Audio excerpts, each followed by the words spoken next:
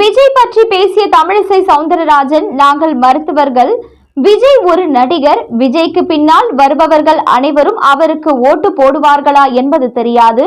தேர்தல் வரட்டும், பார்த்து கொள்ளலாம். வேடிக்கை பார்ப்பதற்கு கூட்டம் வரும், எங்களுக்கு கூட்டம் வரவில்லை என்று சொல்ல வேண்டாம். கட்சி தலைவராக விஜய் இப்பொழுதுதான் அரசியலுக்குள் வந்துள்ளார். அவர் அரசியலில் போராட்டங்களை நடத்தியது கிடையாது. அவர் திமுகவிற்கு சவாலாக இருக்கட்டும், திமுகவிற்கு எதிரான எதிர்ப்பை அவர் தீவிரப்படுத்தட்டும். திமுகவை வீட்டுக்கு அனுப்பும் கடமை எங்களுக்கும் உள்ளது, விஜய்க்கும் உள்ளது என்றார். மேலும் அவர், விஜய்க்கு தற்பொழுது நடப்பது பாராளுமன்ற தேர்தல் அல்ல, சட்டமன்ற தேர்தல் என்பதை நினைவுபடுத்த வேண்டும். யார் வீட்டுக்குள் இருக்கிறார்களோ அவர்களைத்தான் வெளியே அனுப்ப வேண்டும். அப்படி பார்த்தால் சட்டமன்ற தேர்தலில் கோட்டைக்குள் அமர்ந்திருப்பது திமுக தான். அவர்களைத்தான் வெளியே அனுப்ப வேண்டும். விஜய்க்கு டைரக்ட் செய்பவர்களையும் ஸ்கிரிப்ட் ரைட்டர்களையும் கொடுத்தால் நன்றாக இருக்கும் என்று நினைக்கிறேன்.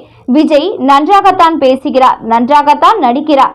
பிரச்சாரத்தில் யாரையும் மயக்கமடைய விடாமல் தண்ணீர் எல்லாம் கொடுக்க வேண்டும் என்று கேட்டுக்கொள்கின்றேன்.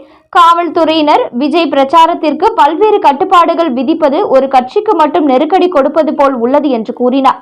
விஜய்க்கு வாக்கு சதவீதத்தை பிரிக்கலாம் என்று கூறிய தமிழிசை, விஜய் எடுக்க போவது திமுக கூட்டணியின் வாக்குகளை தான்.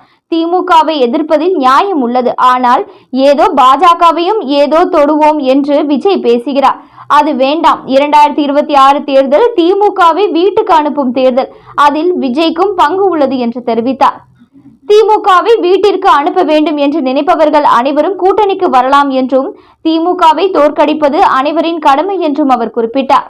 விஜயை ஒருமையில் பேசுவது குறித்து கேட்கப்பட்ட கேள்விக்கு, எந்த கொள்கையில் உள்ள தலைவர்களாக இருந்தாலும் மரியாதை குறைவாக யாரையும் பேசக்கூடாது, ஒருமையில் பேசக்கூடாது என்றார். இறுதியாக, அரசியல் நிகழ்வுகளை யூடியூப் இன்ஃபுளுசர்கள் பேசுவது குறித்து மக்களிடம் இன்ஃபுளுயன்ஸ் சென்றுவிட்டது.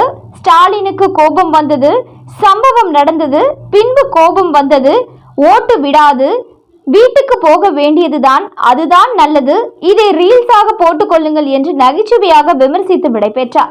மேலும் இது போன்ற தகவல்களை உடனுக்குடன் நீங்க தெரிஞ்சுக்கணும்னா நியூஸ் இன்ஃபோ தமிழ் சேனலை சப்ஸ்கிரைப் பண்ணிக்கோங்க. உடனுக்குடன் அப்டேட்ஸ்க்கு பக்கத்தில் இருக்கக்கூடிய பெல் பட்டனையும் கிளிக் பண்ணிக்கோங்க.